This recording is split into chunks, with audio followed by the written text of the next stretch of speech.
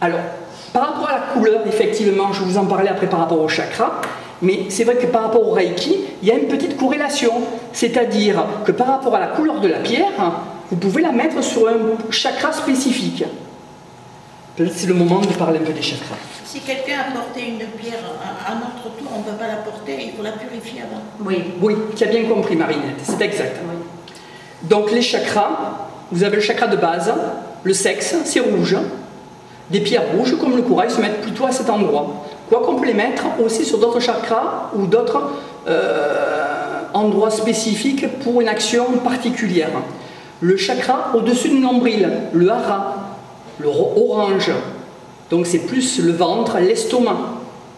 Par exemple, on peut avoir un problème de diarrhée ou que sais-je, ou d'estomac ou de nouée ou quelque chose, on mettra une pyrite solaire ou une pyrite dolare pour essayer de résorber ici au niveau de l'estomac, au niveau des intestins.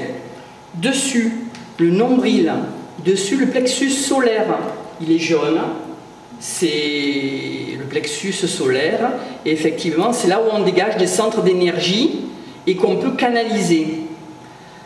Si j'avais été entièrement lithothérapeute, j'aurais remonté les chakras. Mais comme je fais du Reiki, je continue par le chakra coronal. Le chakra coronal, c'est le violet. C'est le côté mis en corrélation avec le cosmos. Le troisième œil, entre les deux yeux, le bleu indigo, le bleu violacé, le troisième œil. Ça, vous le retrouvez dans tous les livres de Reiki ou dans les couleurs, effectivement, de base de lithothérapie. La gorge, le bleu ciel. La communication, la parole, entre autres. Et effectivement, je redescends au plexus solaire, au jaune, là, et là peut s'irradier dans tout le corps pour arriver jusqu'aux mains.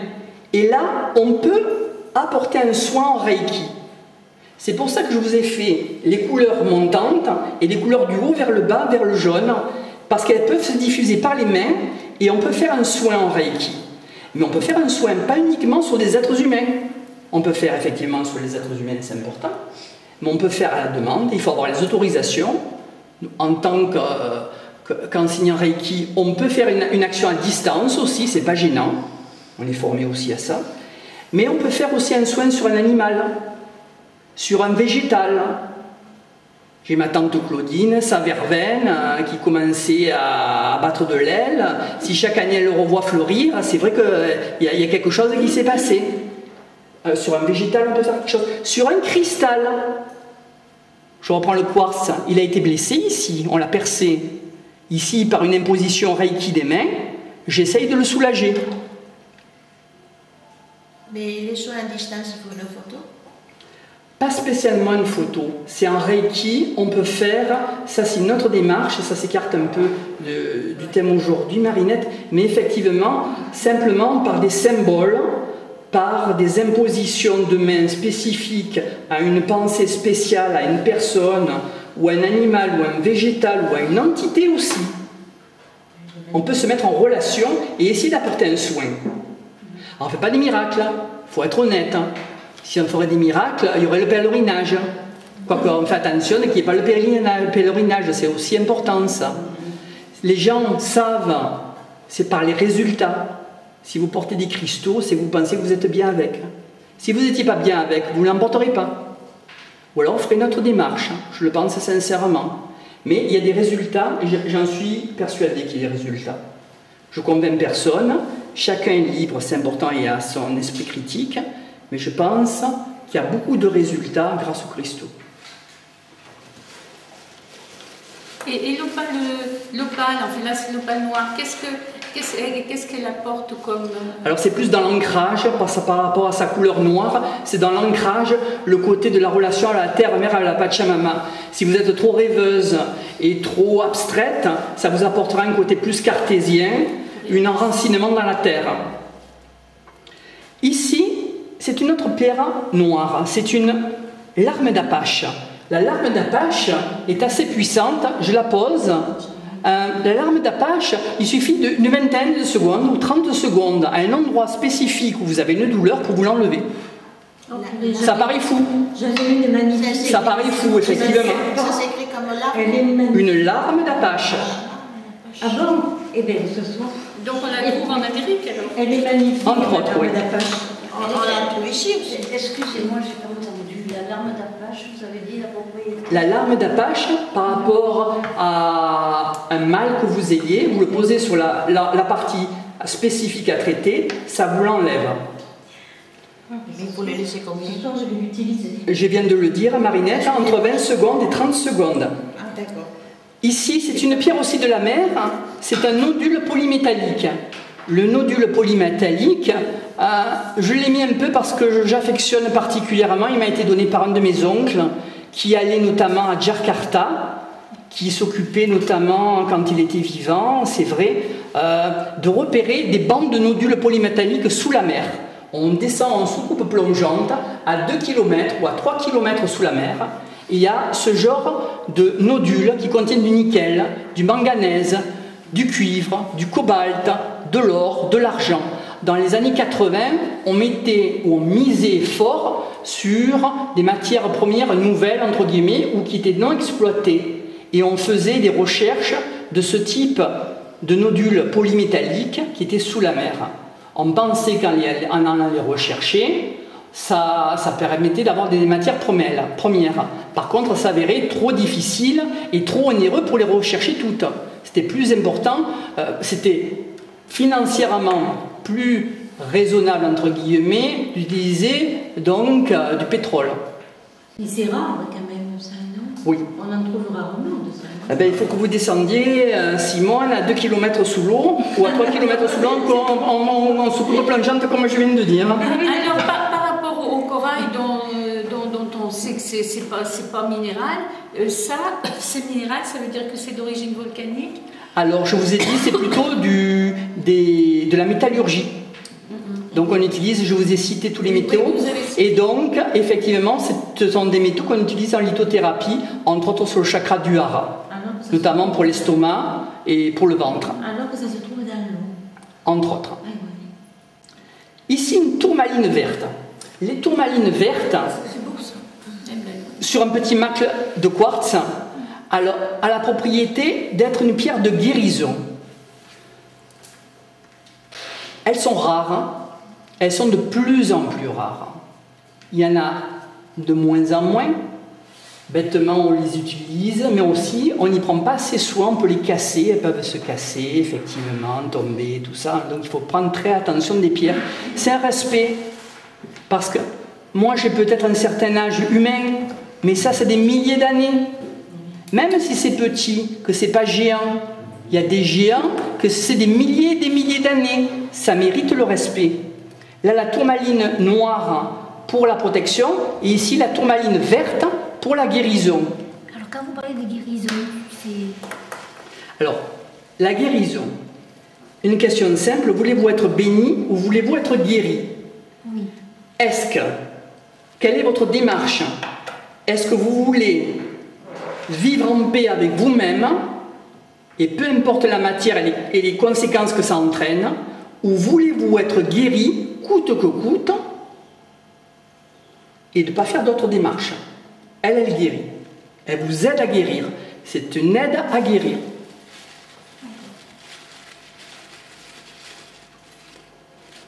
Et vous la mettez sur un chakra plus spécial, celle-là? Alors, la tourmaline verte, oui, on peut la mettre sur tous les chakras. Mais effectivement, on dirait qu'elle est verte, elle va sur le cœur. Mais effectivement, elle peut guérir beaucoup de choses en nous. Une spinelle, ça permet d'avoir un ancrage avec la terre. C'est qu'il faut bien comprendre que je pense sincèrement que tous les chakras sont très importants. Et la difficulté, c'est de ne pas privilégier un chakra par rapport à l'autre, non, mais d'essayer de les rééquilibrer et de les réénergiser et de les faire marcher tous. Aussi bien le chakra de la base que le chakra du coronal, ainsi que tous les autres chakras. Je pense que c'est bien S'ils existent, c'est pour quelque chose. Sachant que les chakras sont des roues d'énergie qui sont dans notre corps, que je vous ai cité tout à l'heure. Effectivement, par rapport à la couleur, on mettait plutôt une prédisposition d'une pierre d'une même couleur sur un même chakra de couleur, mais il y a des nuances. Ils sont au nombre de combien les chakras? Ben, comme j'ai cité tout à l'heure, 7. 16. 7. 7. Il y a les chakras 16, secondaires. c'est zéro. Il y a les chakras secondaires, 7 principaux et secondaires. Ouais. Voilà, entre autres. Effectivement, ils sont aussi en double, qui peuvent être aussi derrière. Non, mais sur d'autres parties du corps. Entre autres, oui. Ici, une petite tourmaline noire. Là, vous avez vu un petit macle de tourmaline noire. Ici, la tourmaline noire, avec ses 3 faces. Alors, il y a des pierres qui sont, et pour vous rendre un peu hommage, au club de radiesthésie Salonnais aussi important, parce que nous, on a besoin de vous. Là, elle est terminée. Elle n'est pas cassée, elle est terminée. Et donc, elle est terminée que d'un côté. Mais vous avez des tourmalines noires qui sont terminées des deux côtés. Où est la polarité? Où est le côté plus? Où est le côté moins? Où est le côté d'action? Où est le côté de réception? La radiesthésie est importante. Avec un pendule, vous pouvez détecter la polarité de la pierre. Et c'est important, pourquoi? Par rapport à la position de la pierre sur un des chakras, entre autres. Une tourmaline noire, une pierre de protection. Et, excusez-moi, Allez-y, Simone. moi je l'ai toujours devant la télé. Les ondes. Alors, c'est une bonne question, merci d'y faire penser, Simone. Les ondes Oui. magnétiques. Alors, effectivement, c'est quelque chose d'important. Ou ordinateur. Alors, effectivement, vous avez complètement raison, et je suis content que vous posiez cette question, Simone. J'y avais pensé, mais vous me le faites remémorer. Merci. Les quartz. Montre à quartz. Ça marche avec quoi? Avec une pierre de quartz. Caméra vidéo. Ça marche avec quoi? Avec une pierre, du quartz. Un appareil photo numérique. Avec quoi ça marche? Avec du quartz. Un ordinateur. Les cristaux, c'est quoi? Ce sont des cristaux de quartz. Les ordinateurs, effectivement, écran plat, télévision, vous avez des cristaux dedans. On a une grande partie dans notre civilisation aussi au XXIe siècle qui marche avec des cristaux. Au Japon, dans les circuits électriques, dans les prises secteurs, bon, nous on a du 220 volts, eux je ne sais pas qu'est-ce qu'ils ont au Japon, on met des tourmalines noires, ça coûte cher, vous le savez. On vous rentre dans le magasin, on ne vous le fait pas cadeau, ça coûte un prix, je vais vous dire pourquoi aussi. Effectivement, le quartz, la tourmaline noire permet au quartz de mieux fonctionner, et notamment dans les prises. Les prises, c'est un marché colossal dans toutes les maisons au Japon, c'est que le circuit électrique fonctionne mieux. Dans les caméras numériques vidéo maintenant, on met aussi de la tourmaline noire pour que le quartz marche mieux. Ça coûte un prix. Pourquoi ça coûte un prix? Ça coûte un prix parce qu'il y a des gens qui risquent leur vie pour aller chercher ces cristaux, ces pierres précieuses, ces pierres semi-précieuses. Ils descendent dans des mines, ils risquent leur vie. Ils peuvent avoir des problèmes de voie respiratoire. Leur espérance de vie n'est pas la même que nous. Il y a un échange est monnayable. L'échange énergétique qu'ils ont fait, quand ils ne sont pas arnaqués, excusez-moi, par les intermédiaires, il faut le dire aussi, il y a un échange monnayable. Alors, effectivement, on parle du commerce équitable. Effectivement, quelqu'un qui risque sa vie pour vous rapporter un cristal, vous le payez peut-être 100 €, je dis n'importe quoi, vous le payez un prix, mais quand vous regardez qu'il a risqué sa vie pour aller vous le ramasser et vous le mettre dans la main, je crois que vous les donnez facilement les 100 €. Quand vous avez des cristalliers qui sont à la montagne, qui s'accrochent avec des harnais, qui descendent en cordage dans la montagne pour trouver des fours, pour trouver des fours, et des fours à maturité, parce qu'il existe des fours, mais ils ne sont pas à maturité. Il faut arriver au bon moment. Il faut que la roche se détache de la terre-mère. Il ne faut pas l'arracher bêtement, sauvagement. Il faut le respecter. Il y a une façon de travailler ça aussi. À certains moments, c'est le moment. C'est peut-être le moment aujourd'hui, peut-être c'est pas le moment aujourd'hui, ce sera le moment dans 50 ans. Ils risquent leur vie. Il y a des gens qui se décrachent du cordage et qui tombent au pied de la montagne et qui crèvent, excusez-moi le terme. Ça coûte un prix. La vie humaine, c'est un prix aussi. Effectivement, il ne faut pas rechigner quand on va acheter un diamant ou quelque chose. Si on le signe, qu'on a les sous, je crois qu'il faut le faire content et heureux. Parce que vous pensez qu'il y a des gens qui ont risqué leur vie pour vous amener ça dans la main. La tourmaline, il y a d'autres couleurs. Des tourmalines, il y a d'autres couleurs. La rubellite, la rouge. Vous avez des indigolites qui sont... moi j'en ai une que j'aime bien, qui est bleue avec un bout rose. C'est les mêmes couleurs? Non, par rapport aux couleurs, ça change. Par exemple, vous avez aussi des tourmalines bicolores. Elles peuvent être noires et vertes, qui sont magnifiques. Elles font un travail spécifique. Là, il y a un travail dans la tourmaline bicolore noire pour la protection et verte pour la guérison. Elle fait un travail spécifique. Et l'emplacement dans la tourmaline par rapport à la polarité a aussi une information. Une pierre bleue, une calcédoine bleue, un bleu ciel pour la gorge, un peu pour la communication, pour la parole. Ça se met au chakra de la gorge. Une pierre bleue. Ça va, on est dans les temps.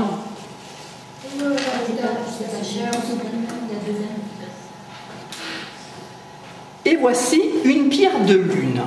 Alors sûr, elle n'est pas allée sur la lune, c'est une appellation. Sûr, je n'ai pas monté un satellite sur la lune pour aller vous la chercher, ni quelqu'un aussi. La pierre de lune, entre autres, on les retrouve dans des rivières, notamment en Amérique centrale. Et effectivement la pierre de lune a une particularité spéciale qui est plutôt féminine, c'est une pierre plutôt pour les femmes, mais bien que les hommes peuvent l'utiliser. Cette pierre a la particularité un peu de nous dire que la démarche de l'humain n'est peut-être pas la procréation, que le sexe n'est pas peut-être si mauvais que ça, qu'il faut savoir aussi le mettre à sa place. Comme un chakra rouge existe, il faut le remettre à sa place. Ça peut être bon pour les menstruations des femmes, entre autres. C'est une pierre de lune. Alors, dans les chakras, je peux peut-être m'avancer en disant que l'homme, par rapport à la femme, concernant le sexe, nous les hommes, on termine par un chakra solaire. Tandis que les femmes, vous termineriez plutôt par un chakra lunaire. Ça commencerait par le sexe, où il y aurait, par exemple pour les hommes, un côté d'action, alors que vous les femmes commencerez par un côté moins, un côté de réception.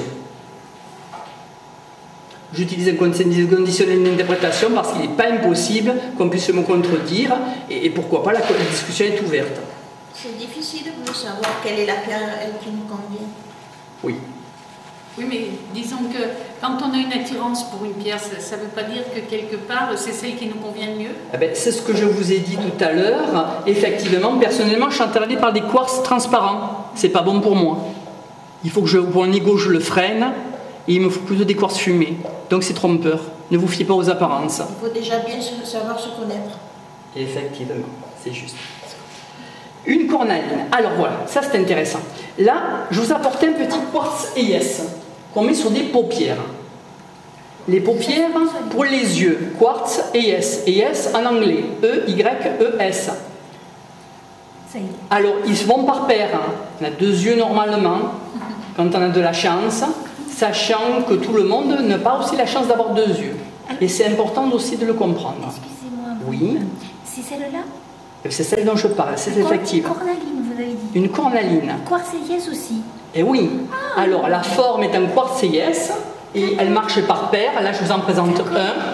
Mais normalement, il y en a 2. Effectivement, c'est pour les yeux. Et la cornaline a la particularité de vous donner ou de vous enlever de l'énergie, sachant qu'elle seule sait qu'est-ce qu'il faut faire.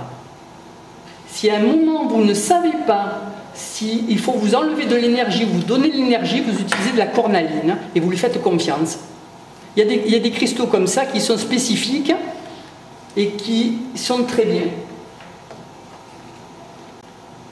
Et donc là, combien de temps vous le laisseriez sur les yeux? Alors, comme j'ai dit au début, une séance de lithothérapie, 20 minutes à peu près, pas plus, Voilà, sachant qu'il faut se couper. C'est une bonne question. C'est une bonne question. Je termine.